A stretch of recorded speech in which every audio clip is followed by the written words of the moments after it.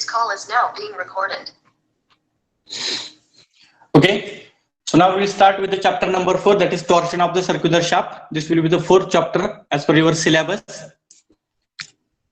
Now this will be the content which we have to study in this particular chapter. So the first point is related to the theory of torsion of the circular shaft. Theory of torsion of the circular shaft means now the shaft is one of the rotating element. It is one of the important rotating mechanical element which is used to transmit the power or to transmit the energy from one rotating element to the another rotating element. But during that particular power transmission, sometimes that particular shaft is subjected to the some amount of torque. Now here the shaft is not subjected to the tensile stress or the compressive stress, because the tensile force and compressive force will not be applied on the shaft. The shaft is one of the rotating element. During that particular rotation or during the power transmission, the shaft is under the torque.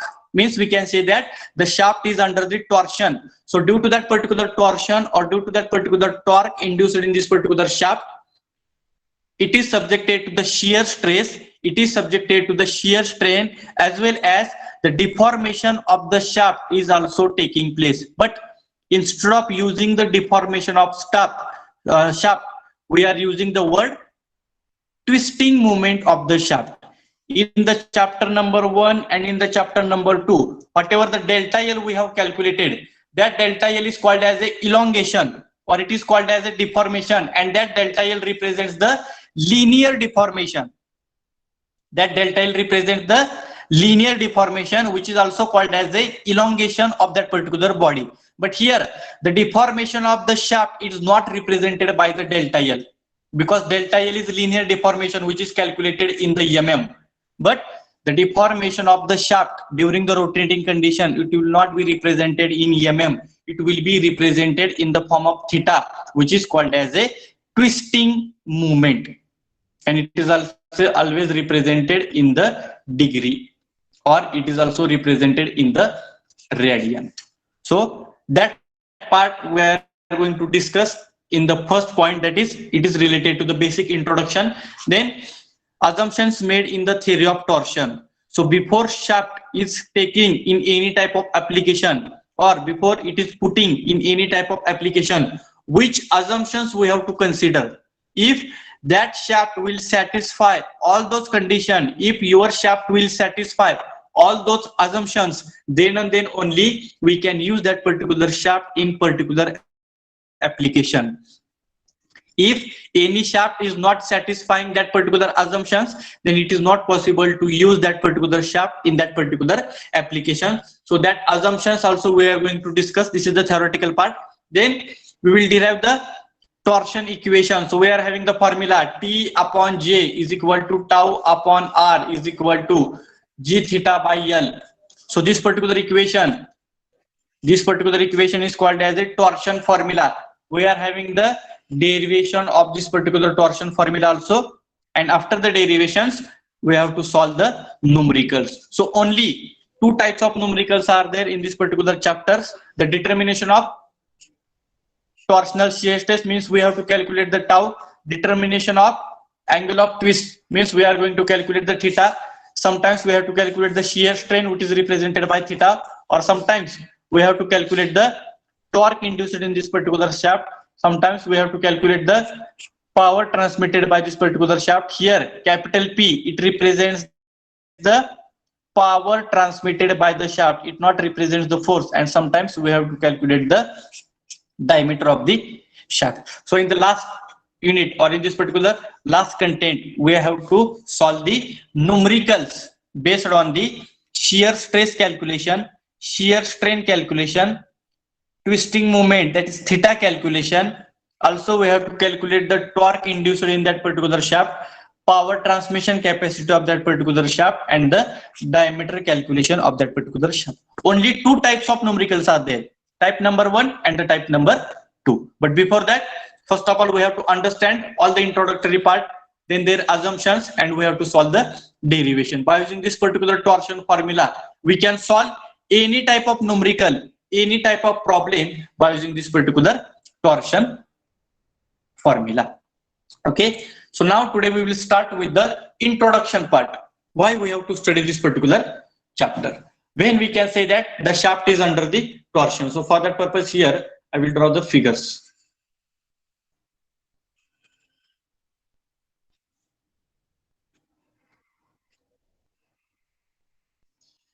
This is the case number 1. This is the case number 2.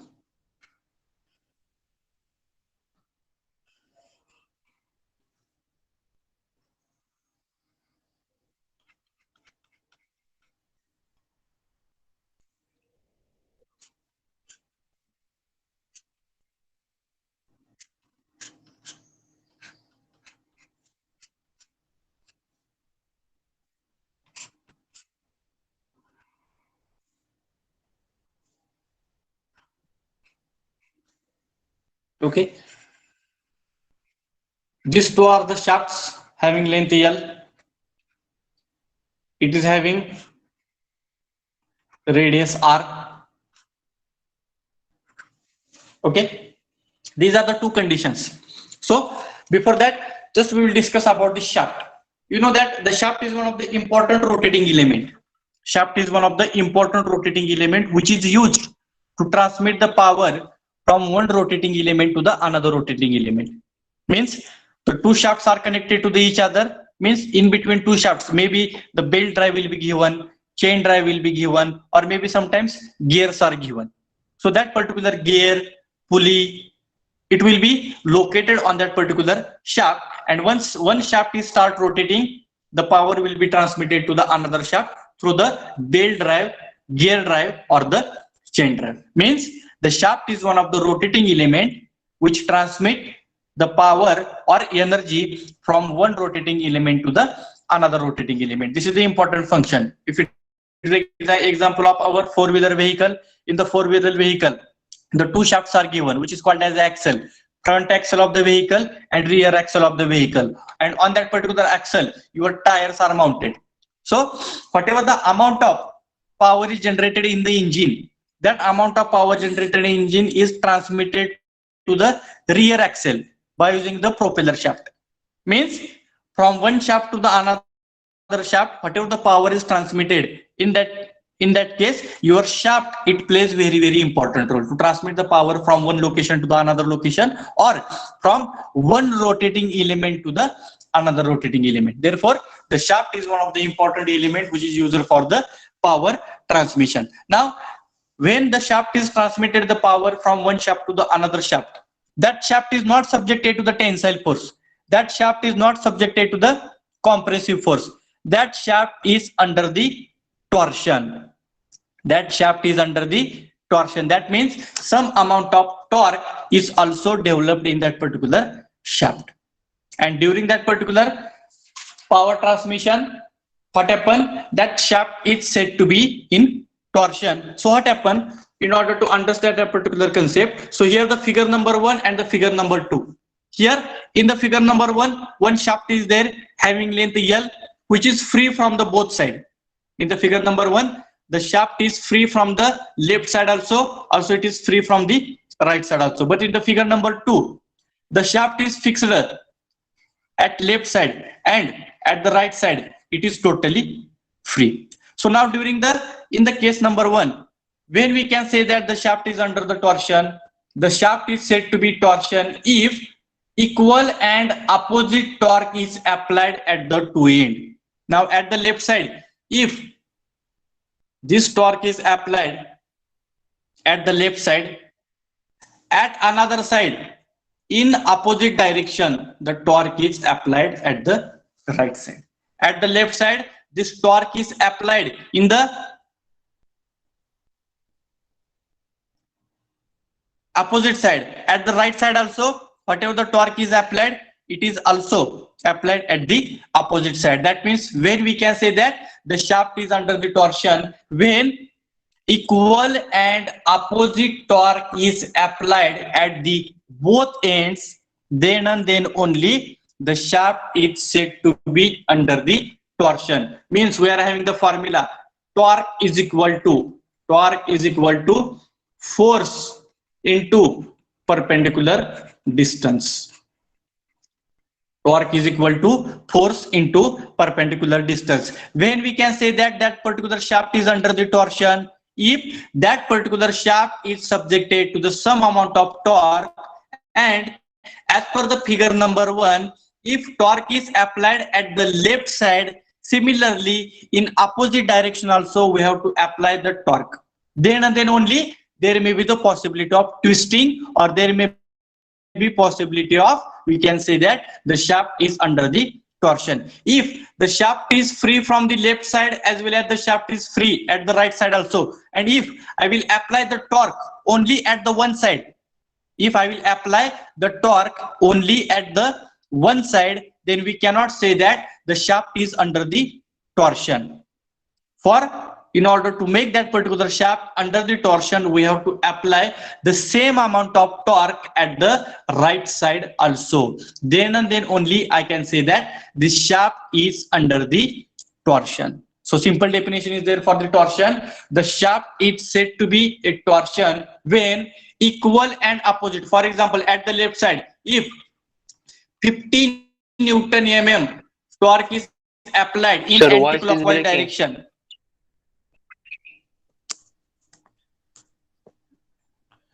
Yes, my voice is breaking. Others, please check.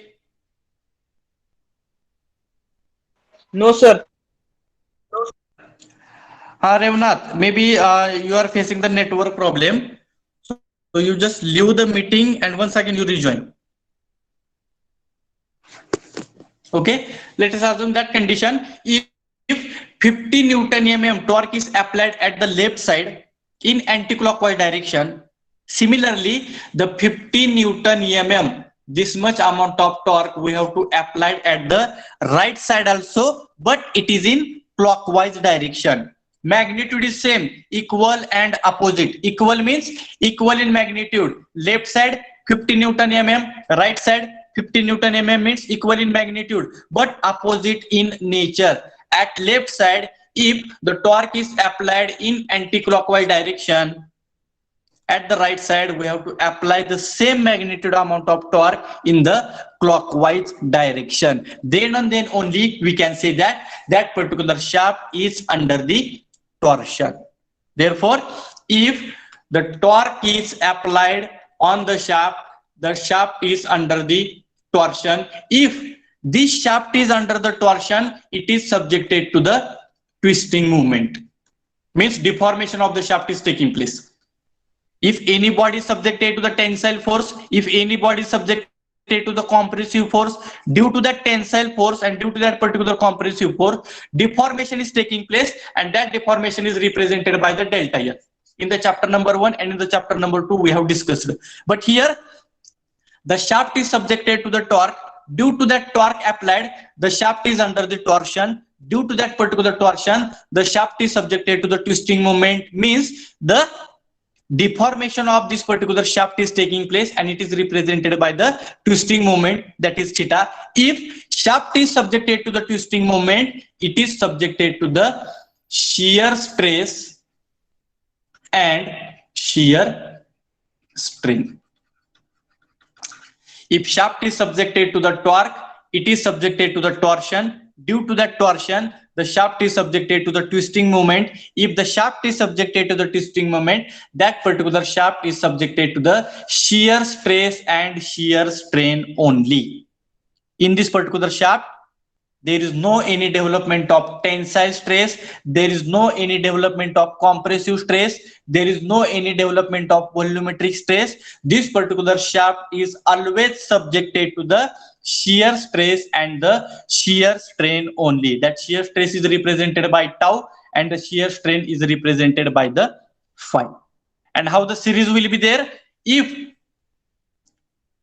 the torque of equal magnitude is applied at the left side and at the right side, in the condition number 1, in the figure number 1, the shaft is free from the left side also, as well as it is free for the right side also. At left side, the torque is applied in anti-clockwise direction. At the right side, the torque is applied in the clockwise direction, means the shaft is under the torsion, due to which the twisting movement is taking place. Twisting movement means deformation of the shaft. it will be taking place like that. You can see here, like this. The twisting moment will be taking place. It is represented by the theta. Theta means deformation of the shaft. Instead of it is calling it as a deformation, we can call it as a twisting moment. If the shaft is subjected to the twisting moment, at the same time, in the same shaft, the shear stress is also induced and the shear strain is also induced. And that parameters we have to calculate. Now in the second figure, if you look at the second figure, again we are considering the shaft, but the shaft is fixed at the one side and another end is free. That means at the left side it is fixed and at another end, right side, it is totally free. If I have to make this particular shaft under the torsion, so what I will do, I will apply some amount of torque at the free end only. I will apply the torque at the free end only. One end is totally fixed, and if I will apply the load at the, if I will apply the torque at the free end only, then also there is a twisting moment taking place. There is a difference in the condition number 1 and in the condition number 2. In condition number 1, the shaft is free at the left side as well as at the right side. Therefore, I have to apply the torque at the left side also as well as I have to apply the torque at the right side also, but equal in magnitude, opposite in nature. But in the figure number 2, as one end is totally fixed and another end is free, so in order to make this particular torque, in order to make this particular shaft under torsion, I have to apply the torque at free end only. Due to this only, as per the second condition, this particular torque is also subjected to the torsion. If it is subjected to the torsion, again it is subjected to the twisting moment and it is subjected to the shear stress and the shear strain. And always the torque is equal to force into perpendicular distance. You can see here. Here I will draw one figure. This is the front view. Whatever the cross section of the shaft is there, this is the front view. Okay, the torque is applied like this. The torque is applied like this, and this vertical distance from this particular center point, it represents the R. That means torque is equal to applied force into this perpendicular distance. That means this particular R. And this particular torque or applied force, it is always parallel to the cross-sectional area.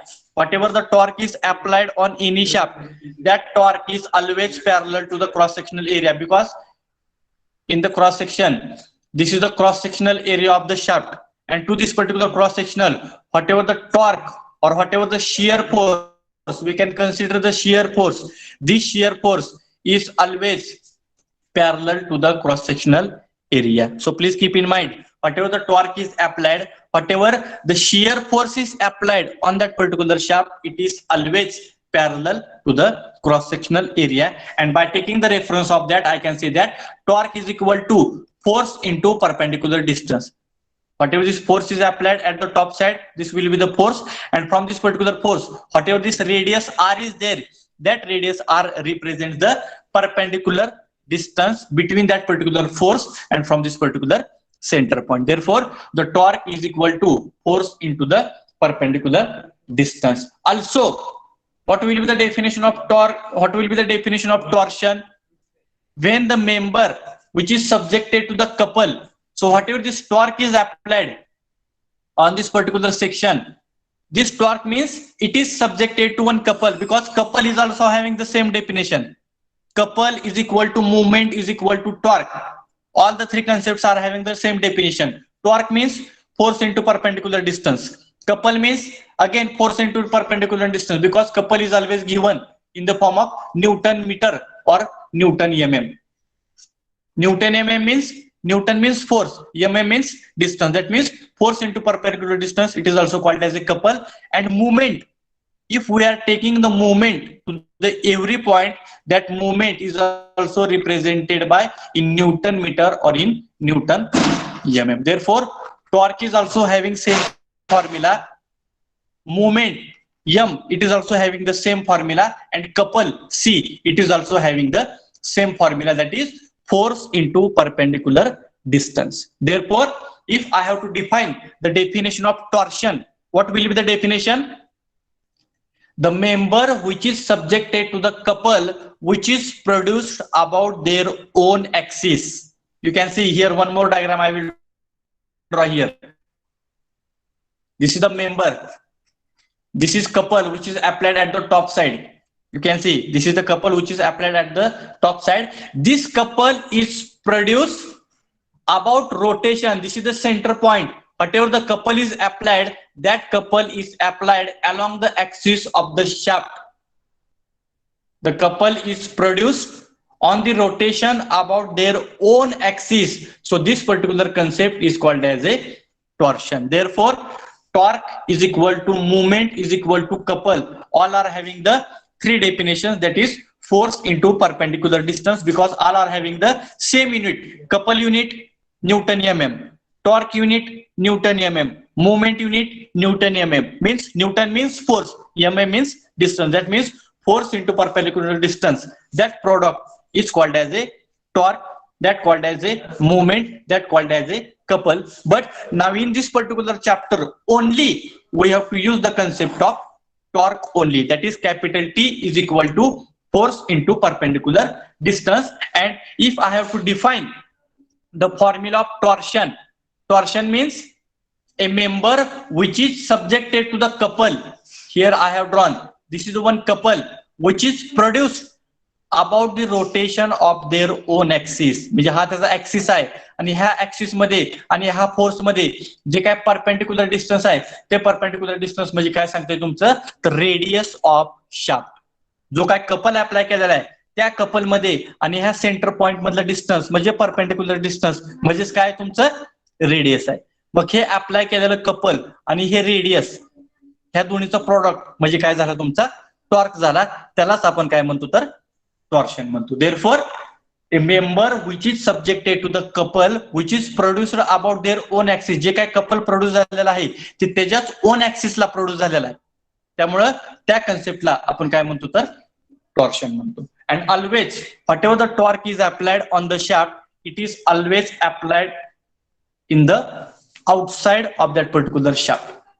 Whatever the torque is applied, shaft may be solid shaft, shaft may be hollow shaft. Whatever the torque is applied, it is always applied to its outside diameter only.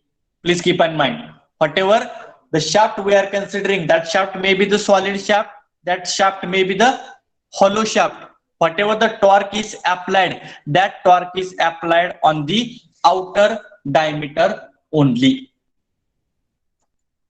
So this is related to the basic introduction of the shaft.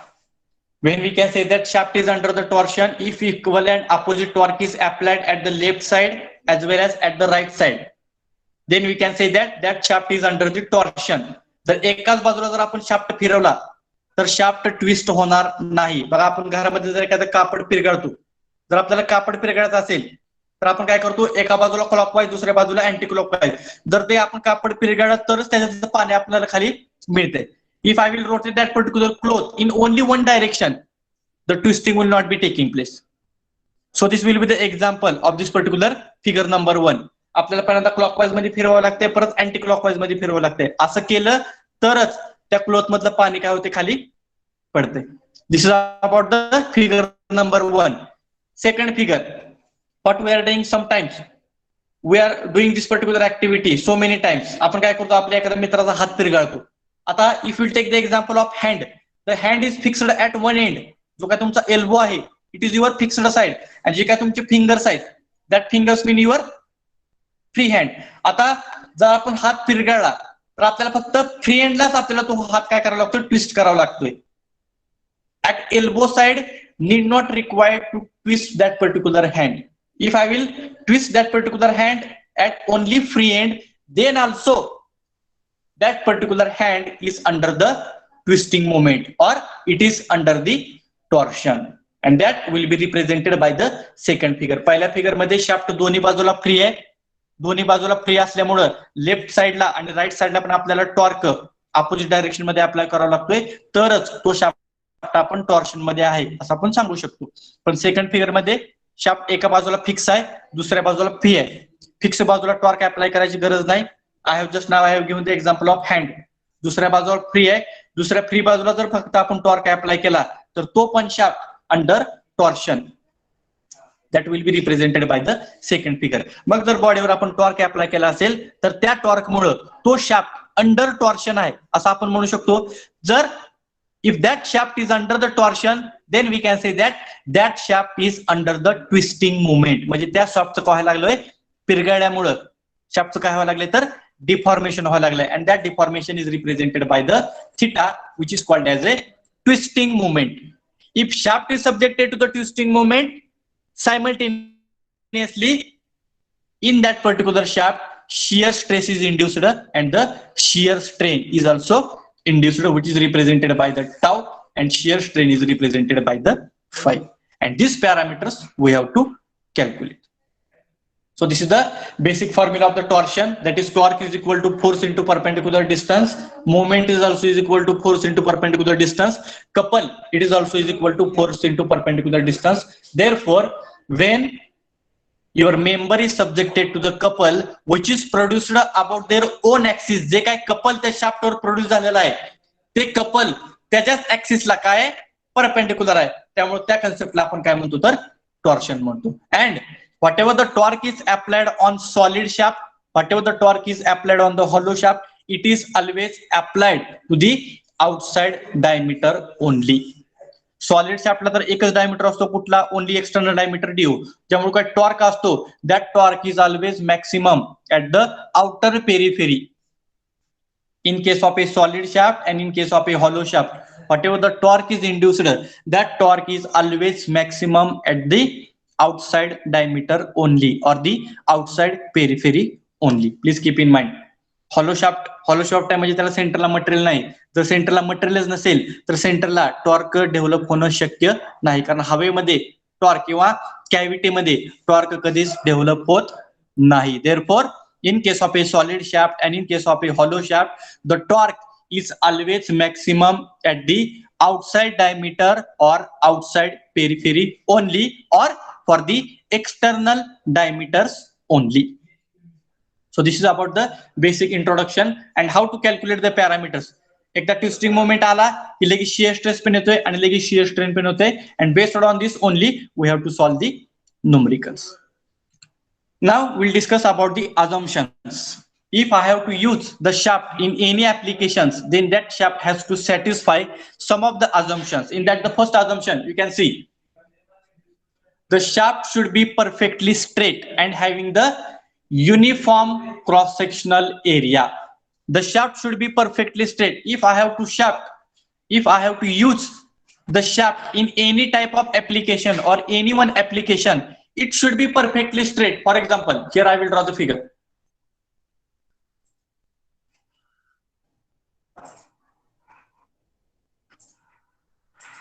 This is the shaft. It should be perfectly straight from the left side to the right side.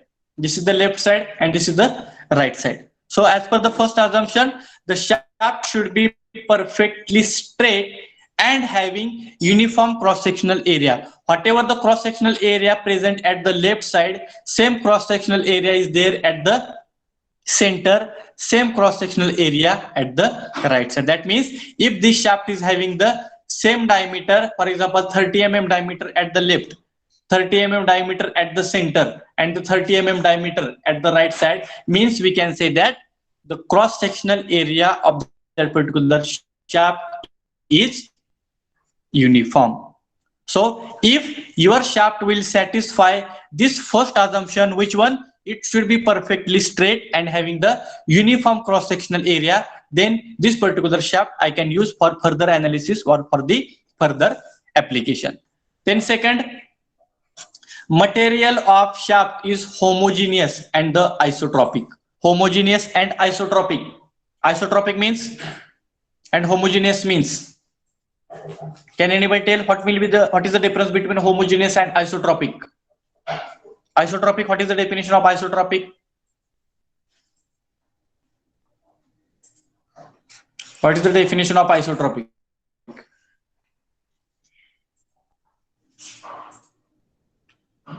Yes? What is the definition of isotropic? It is very simple.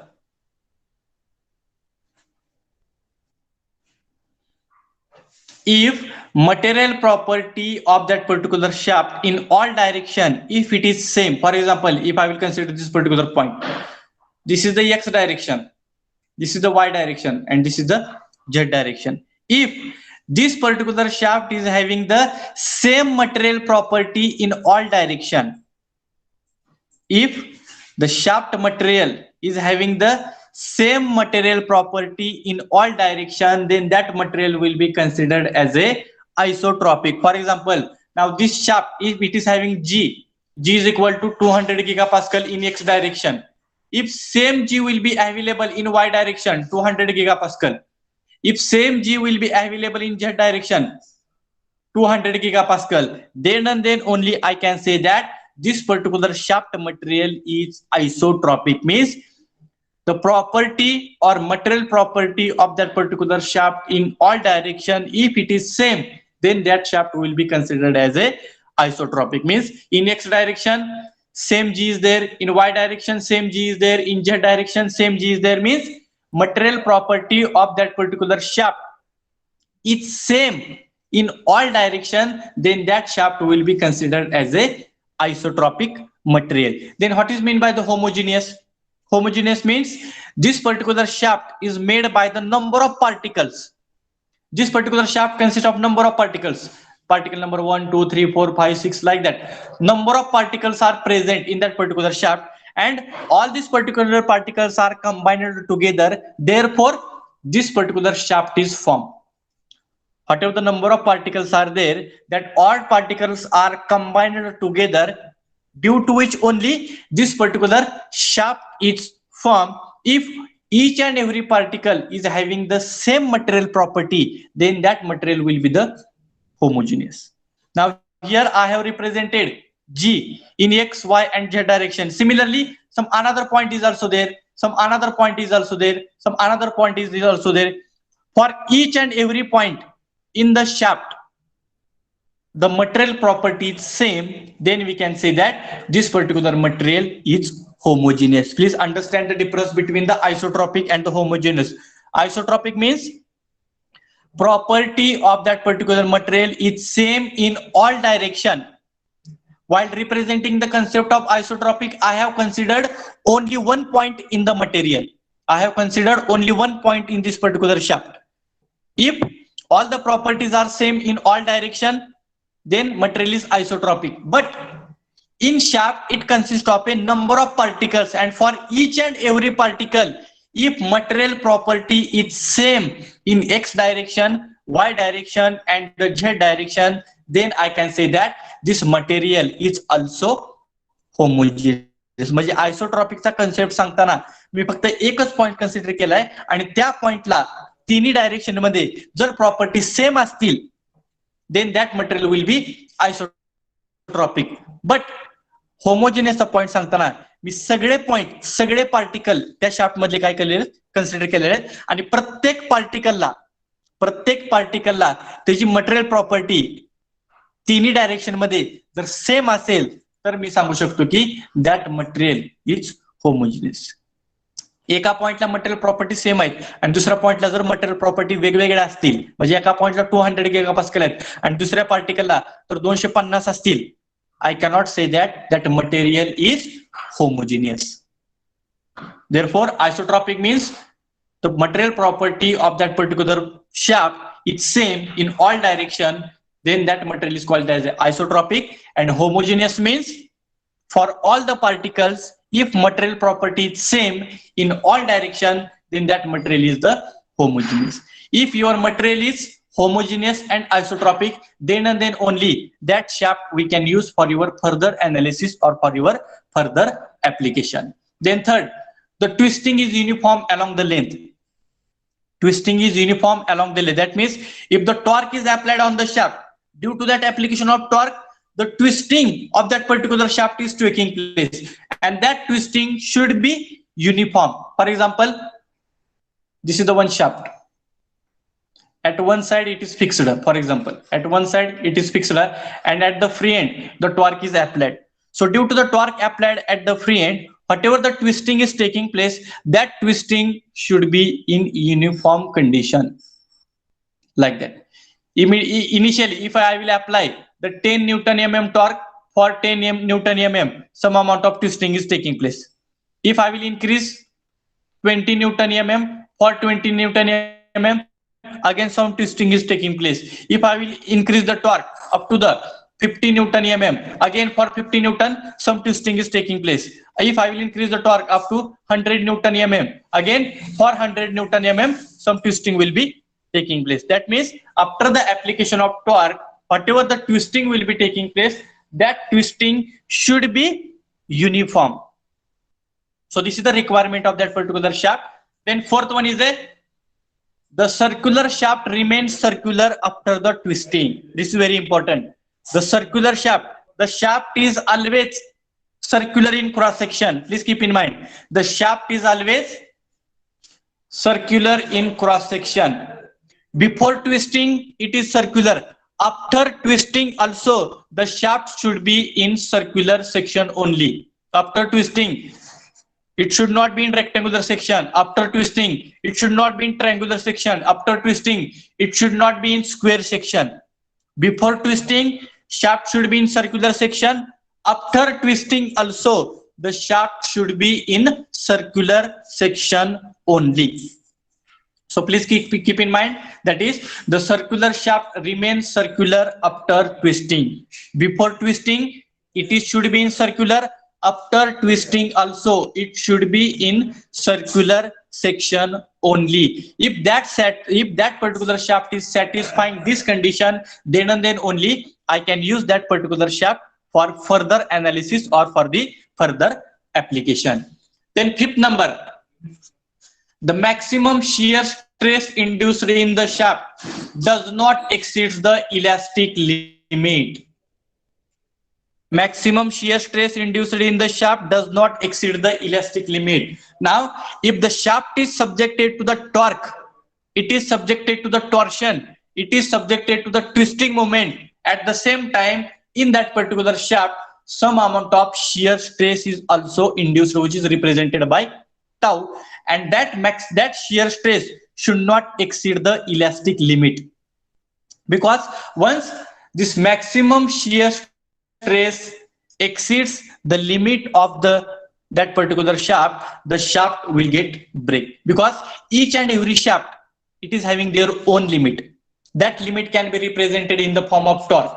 That limit can be represented in the form of shear stress. That limit can be represented in the form of theta. For example, one shaft is there.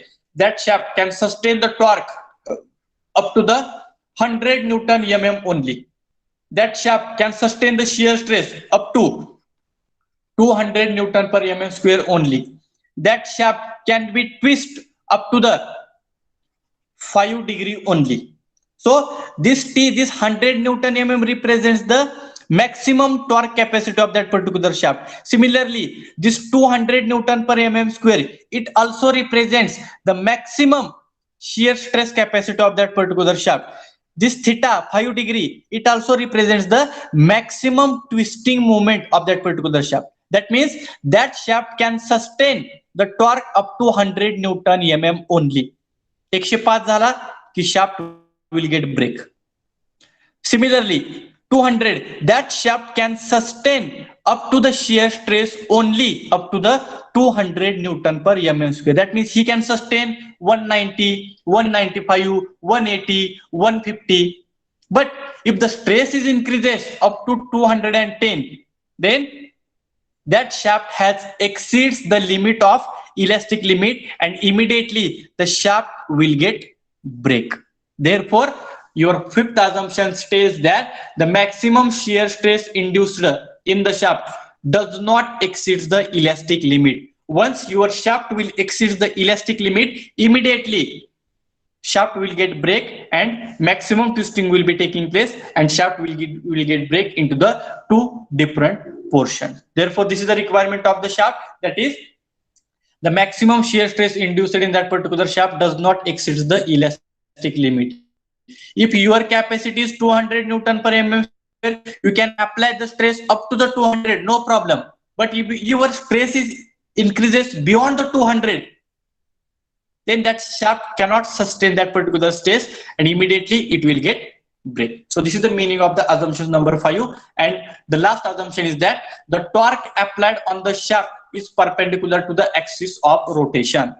Please keep in mind, if this is the front view, the torque is applied always at the outer periphery. Please keep in mind, this is the solid shaft. Okay, this is the radius. So whatever this particular torque is applied, this torque is always perpendicular to the axis of rotation. So the distance between this particular torque, the distance between this particular torque and this particular center axis, it is always perpendicular. Whatever the torque, we are having the formula, torque is equal to force into perpendicular distance. This force means your force applied and perpendicular distance means your radius. Therefore, the torque applied on the shaft is always perpendicular to the axis of rotation. From this particular figure also we can see the torque is applied at the outside diameter. This particular torque is perpendicular to this particular axis. So please keep in mind, whatever the torque is applied on the solid shaft as well as on the hollow shaft, it is applied on the outer periphery only or outside diameter only. If you think about the solid, in case of a solid, the shaft is applied only for the outside diameter, and in case of a hollow, the shaft is applied only for the external diameter, DO. This is for the hollow, DO for the hollow, and capital D only for the solid. Because the torque is not applied at the center point, the torque is not applied at the middle point of that particular shaft. The torque is always applied to its outer periphery or to its outside diameter only, and that applied torque is always perpendicular to the axis of rotation, and that I have represented by using this particular figure. So whatever the applied force is there, whatever this particular applied torque is there, it is perpendicular, which will be represented by this particular radius. So these are the assumptions.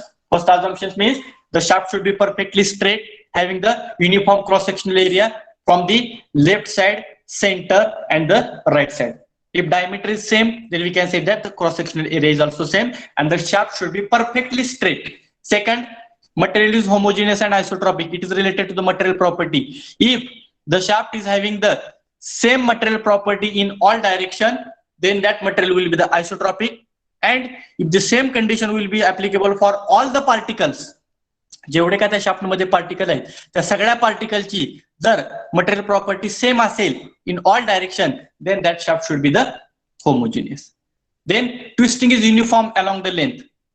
For 10 Newton mm, some twisting will be there. For 20, 30, 40, 50, 60, 70, up to 100 Newton mm. If I will increase the torque, according to the increasing torque, that twisting moment should be uniform along the length. Then circular shaft remains circular after the twisting. Before twisting, it should be circular. After twisting also, that shaft should be in circular cross section only. And remaining to maximum shear stress, whatever the shear stress induced in that particular shaft, it should not exceed the elastic limit of that particular material. If it will exceed the elastic limit, immediately shaft will get break into the two different portions. And last assumption is that whatever the torque is applied, that torque is applied on outer periphery or on the external diameters only, and that applied torque is always perpendicular to the axis of rotation. Please keep in mind, whatever the applied torque is there, it is always perpendicular to the axis of rotation. If your shaft will satisfy all these particular 6 assumptions, then and then only I can use that particular shaft for further analysis and for further calculation and for further applications also. If your shaft is not satisfied these particular assumptions, then it is not possible to use that particular shaft in particular application. So this is about the assumptions made in the theory of torsion. Okay, getting? So today we have discussed about the basic introduction part, how the shaft plays very important role, how it is subjected to the torsion, if it is subjected to the torsion, how it is subjected to the twisting moment, if it is subjected to the twisting moment, how the shear stress and the shear strain is induced in that particular shaft, that we have represented by using this particular two figures, figure number 1 and figure number 2. Also, I have explained that particular figure number 1 and figure number 2 by using the applications. By using that particular cloth, आपल्याला जर पाणी काढायचं असेल, we have to apply in equal and opposite direction. किंवा आपण आपल्या मित्राचा जर आपण हात ट्विस्ट केला, so it will be represented by the figure number 2. Then we have discussed about this particular assumptions. So with this, today we will stop here. Remaining derivation part is there that we will discuss in the next lecture. Have you understood this particular part?